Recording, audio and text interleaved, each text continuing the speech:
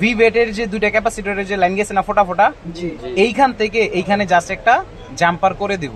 আজকে আমাদের একটা যে গুরুত্বপূর্ণ মেসেজ আমি আমার যারা ফলোয়ার আছে তাদেরকে দিতে যাচ্ছি। এখানে কি ছিল? চার্জিং আইসি। তো এখানে তো চার্জিং আইসি নাই, তো তুমি বুঝলা কিভাবে এখানে চার্জিং আইসি ছিল? এখানে একটা ভিপিএস কয়েল আছে। এই ভিপিএস কয়েল, এটা দেখে আমরা বুঝলাম কি এটা চার্জিং আইসি। চার্জিং আইসির এখানে কত পিন ছিল? চার্জিং আইসির 24 পিন। 24 পিন। তাইলে এটা একটা চার্জিং আইসি। আচ্ছা, একটা ফোন চার্জিং আইসি ছাড়া অন হবে না ভাই। কেন হবে না? সে তো বিপিএস লাইনটা পাস করতে পারবে না।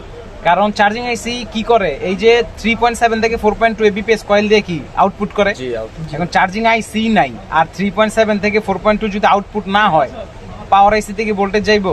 না ভাই। পাওয়ার আইসি বাক সাপ্লাই আউটপুট করবো? সেট কি থাকবো? ডেড কন্ডিশনে।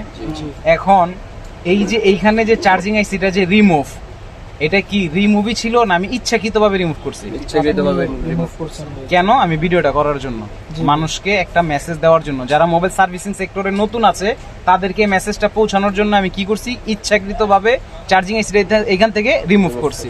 জি। আচ্ছা, এখান থেকে যে রিমুভ করছি, এখন অনেক সময় হয় না চার্জিং আইসি পুইরা যায়?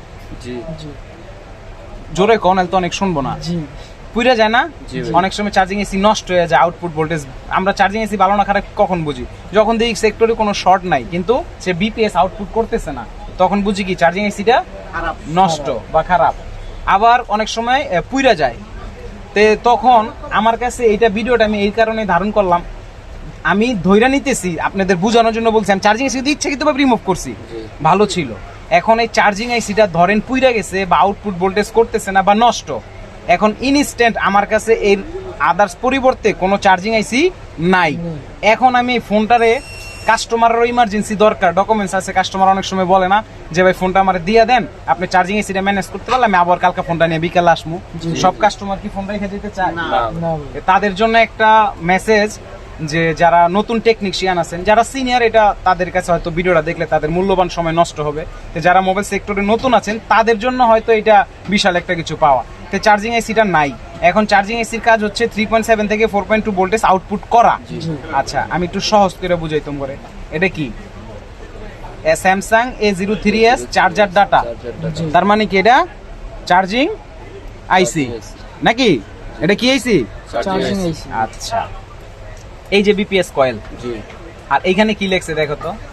BPS power. Voltage for phone নাকি, বা ভোল্টেজ ফোন পাওয়ার। আচ্ছা, যাই হোক, তাহলে এই যে বিপিএস কয়েল দিয়া পুরো মাদারবোর্ডে গেছে, তারপরে পাওয়ার আইসি ভোল্টেজ পাইবো, পাওয়ার আইসি আউটপুট করবো, সিপিইউর কাছে যাবো, র্যামের কাছে, তারপর যে ফোন অন হইব। এখন চার্জিং আইসি তো নাই। এখন এই যে একটা লাইন দেখো, ভিভাস ইউএসবি ইন, তার মানে কি চার্জিং আইসিটা চলার জন্য ভিভাস ইনপুট হইছে না 5 ভোল্ট? জি। আচ্ছা, আরেকটা কি হলুদ লাইন বিপিএস লাইন পুরো মাদারবোর্ডে আউটপুট হইছে। জি। আরেকটা জিনিস দেখো, ভিভ্যাট, এটার মানে কি? ব্যাটারির পজিটিভ ভোল্টেজ, ব্যাটারির ভোল্টেজ। এটা কি? এই লাইনটা দেখো, একটা চার্জিং কেবল থেকে চার্জ দেওয়ার পরে এখানে ওবিপি আইসি হইয়া চার্জিং আইসির ভিতরে ঢুকছে, প্লাস 5 ভোল্ট, হ্যাঁ 5.2 ভোল্টেজ অথবা 5 ভোল্টেজ, আর 3.7 থেকে 4.2 বিপিএস কয়েলে আউটপুট হইছে। আর এইখানে আমার যে ব্যাটারি যে চার্জ হবে, জি। ওয়ালাইকুম আসসালাম, ব্যাটারি যে চার্জ হবে, তো ব্যাটারি চার্জ হওয়ার জন্য কি ব্যাটারি কানেক্টরে চার্জ যাইতে হইব না? জি। নাকি? ব্যাটারি কানেক্টরে চার্জ যাইতে হইলে যখন আমি ফোনটারে চার্জে দেই, তখন কি হয়, ব্যাটারি কানেক্টরে এই লাইনটা দিয়া, দেখো এই লাইনটা কই গেছে,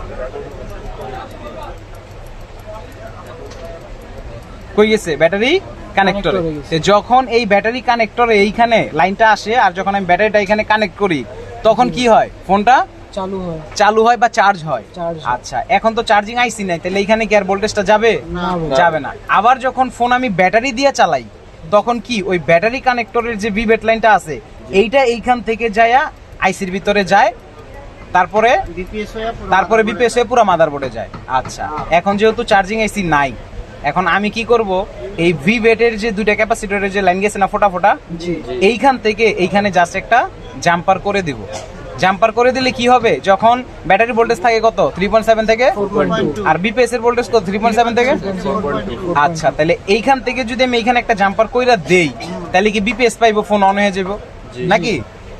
বিপিএস পাইলে কি হয়ে যাবো? ফোনটা অন হয়ে যাবে। আচ্ছা, তাইলে আমি এক কাজ করি, এইখানে এই যে বড় দুইটা ক্যাপাসিটর আর এইখানের একটা ক্যাপাসিটর, এইখানে আমি একটা জাম্পার করে দেবো। ঠিক আছে, তাইলে আমি এখানে একটা জাম্পার করব। এখন দেখবো যে ফোনটা অন হয় কিনা। এটা কেন করছি, অনেক সময় চার্জিং আইসি থাকে না, নষ্ট হয়ে যায়, পুইরা যায়। তো চার্জিং আইসি লাগাইলেই ফোনটা অন হবে কিনা, বা চার্জিং আইসিটা ছাড়াই আদার সেকশন ওকে আছে কিনা, এটা জাস্ট বোঝানোর জন্য আমি ইচ্ছাকৃতভাবে চার্জিং আইসিটা রিমুভ করছি আপনাদেরকে ভিডিওটা দেওয়ার জন্য।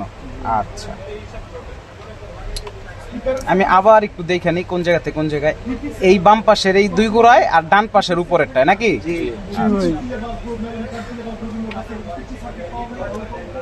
এই হচ্ছে এটার বাম পাশে।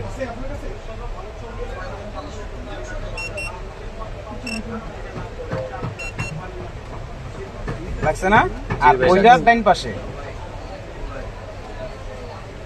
ফোন কিন্তু চার্জ হবে না, জাস্ট খালি কি চালু হয় কিনা দেখুন। চালু হবে। কাস্টমার অনেক সময় বলে না যে ভাই চার্জিং আইসিটা আপনি ম্যানেজ করে রাখেন, আমার তো গুরুত্বপূর্ণ কিছু ডকুমেন্টস আছে বা আমার ইমার্জেন্সি কাজ আছে, আপনি চার্জিং আইসি ম্যানেজ করে রাখেন, আমি কালকে আবার ফোন আইসা দিয়ে যাবো। তো ফোন নিয়ে যায় না, তাকে তো অন্তত ফোনটা কি অন কইরা হাতে দিতে পারুম নাকি? জি। আচ্ছা, তো এখন অন হয় কিনা এখানে একটু ধরো।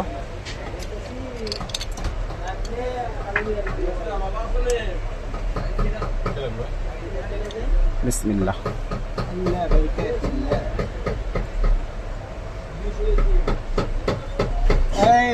আলহামদুলিল্লাহ, অন হয়েছে না? জি ভাই। তাইলে এইটা যদি অনেক টেকনিশিয়ানের কাছে এই চার্জিং আইসি পুইরা যায়, নষ্ট হয়ে যায়, তো চার্জিং আইসি লাগাইলে ফোন অন হবে কিনা, তারা চাইলে কি এইখান থেকে একটা লাইন জাম্পার করেই কি দেখতে পারে যে ফোনটা অন হয় কিনা। এখন কাস্টমারকে দিয়ে দিবে, চার্জিং এসি ম্যানেজ করে যাবে, পরের দিন নিয়ে আসেন। এখন যারা মোবাইল সার্ভিসিং সেক্টরে নতুন আছেন আর আমার এই ভিডিওটা কন্টিনিউ করছেন, তাদের উদ্দেশ্য বলি, যদি এইখান থেকে আমি আপনাকে অথবা আপনাদেরকে একটা মেসেজ অথবা একটা অক্ষরও আমি এখান থেকে দিতে পারছি যে হ্যাঁ এটা আপনাদের উপকার হয়েছে, তাহলে অবশ্যই দয়া করে আপনারা এই ভিডিওটা বেশি থেকে বেশি শেয়ার করে দিবেন।